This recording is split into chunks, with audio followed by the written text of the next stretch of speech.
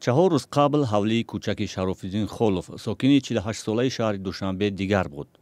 باران با شدت می‌بارید و حولی کل رو می‌ماند. بعد مدت کوتاه منزلش خراب و برای زندگی خطرزا شد. در خانه قطع عالم بوده.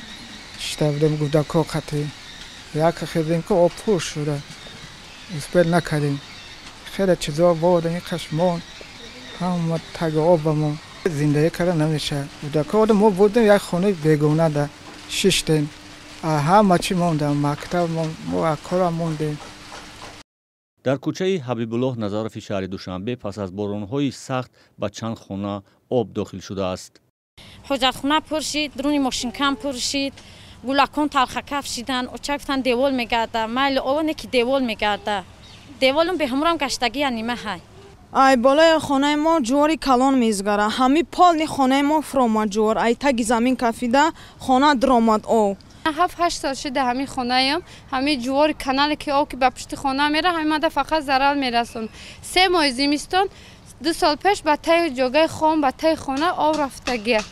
باران‌های سخت روزهای گذشته در تمام قلمرو تاجیکستان خسارات زیادی از جمله تلفات جانی در پی داشت. کمیته حالت‌های فوق‌العاده میگوید در شهر ترسونزاده 2 جوان زیر سیل مانده جان دادند.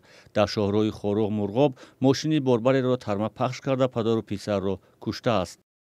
شبانه روز گذشته در حدود مملکت ما در حدود ناحیه‌های قسمت غربی ولایت مختلف کوهستانی بدخشان فرآمدن سنگریزش و از آن جمله آمدن ترمه مشاهده کرده شد.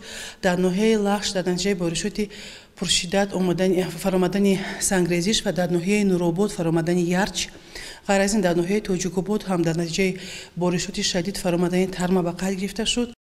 در جنوب شمال کشور سطح آب رودخانه‌ها بالا رفته است و کشتزار و خانه‌های مردم ضرر دیدند.